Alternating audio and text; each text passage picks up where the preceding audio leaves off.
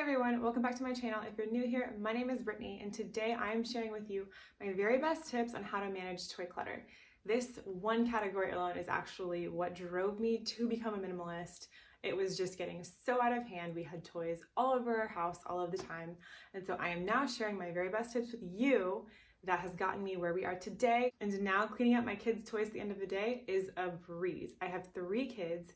One of them is almost 6. I have one that's almost 3, and then one's about a year and a half. We have 2 toddlers. They like to make a mess, and it definitely can be a job picking up after them. But because of these tips that we've implemented, it makes it so much easier on a daily basis. I don't get stressed out anymore. I don't spend an hour or 2, what it feels like, cleaning up after them anymore. Now everything is so much more manageable.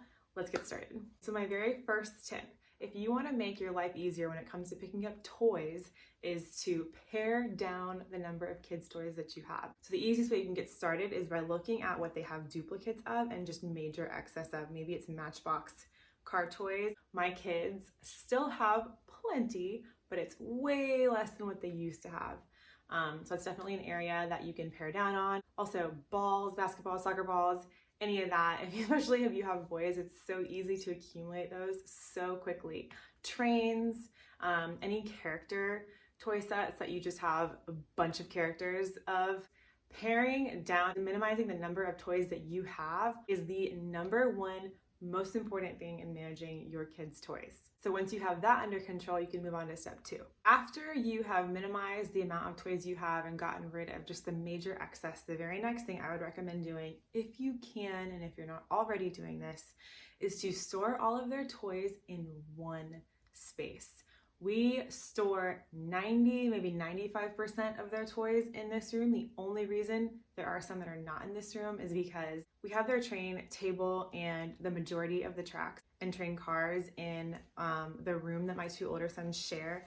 And the reason is because my younger son will come and he will destroy whatever they've made, and it causes a huge fight and all of that. So in order to avoid that, I just put that in the room that they share so they can go in there and they can play train. And it kind of teaches them about quiet time at the same time and encourages that. So we do leave that in there, and then we do also have their Legos stored in there because they're choking hazards. For the longest time, my youngest was putting anything and everything in his mouth that wasn't even food. And so we just still keep the Legos in there. If they want to play, they know they can either play with the Legos in there, or if they want to play with it out in the common area, it has to be while the other one's napping to avoid any chance of choking. But a big reason why it is good to do this is because it makes cleaning up toys so much easier. Before we had a designated playroom, I always wondered why it was a big deal for people when they do this. I thought, what's the problem with having toys in their room? Don't the kids want to play with the toys in their room? My kids honestly prefer not to play with toys in their room. Generally, they would rather be out with us in the common areas. So this toy room is right off of the living room. It's not very far at all. Yes, I do allow my kids to take the toys out and play in the living room. I mean, it's our house. I don't want to just keep them in here all the time. However, I would say probably about 90% of the toys they do play with that are stored in here, they just keep them in here. They stay in here. There's plenty of space for them to play. They don't really have a need to take them out. Sometimes they do, and that's fine. Like I said, we do allow that, of course. But for the most part, it keeps most of the toys right here in this space. So when it comes to cleanup, they can completely trash this room.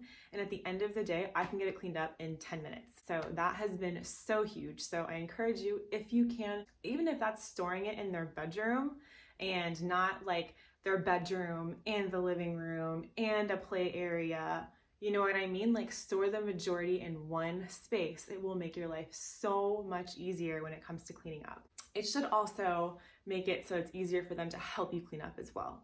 That leads me to the third one. So then what we do, since we do have young ones still, if you still have young ones and you have a pack and play on hand, what we do is I'll leave the pack and play either in here or right outside the door. Like I said, this is like our living room is basically right outside, just like diagonal over. What I like to do is in the middle of the day and at the end of the day, I will take the pack and play and I'll just roll it around the living room and down the hallway. And any toys I see on the floor, I just pick them up and throw them in the pack and play, wheel it in here. And then when I have time and I'm ready at the end of the day, then I put everything back. If you don't have a pack and play, that's totally fine. Obviously, there's many of you who may have kids that are out of a pack and play.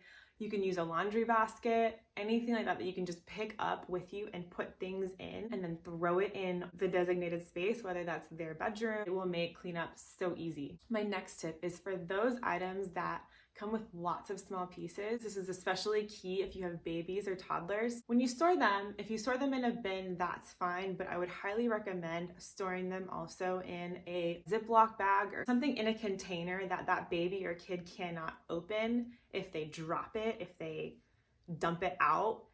You know how toddlers, they'll take a bin and they'll just dump, right?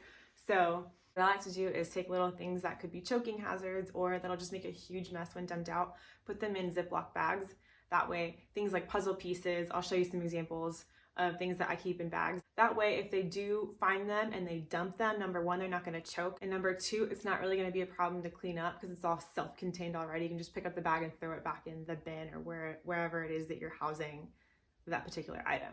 If you are working on minimalizing your house as a whole and decluttering, and you want to help your kids understand this and incorporate it into their train of thought so that they can learn to let go of items when needed, I highly recommend using the boundary method.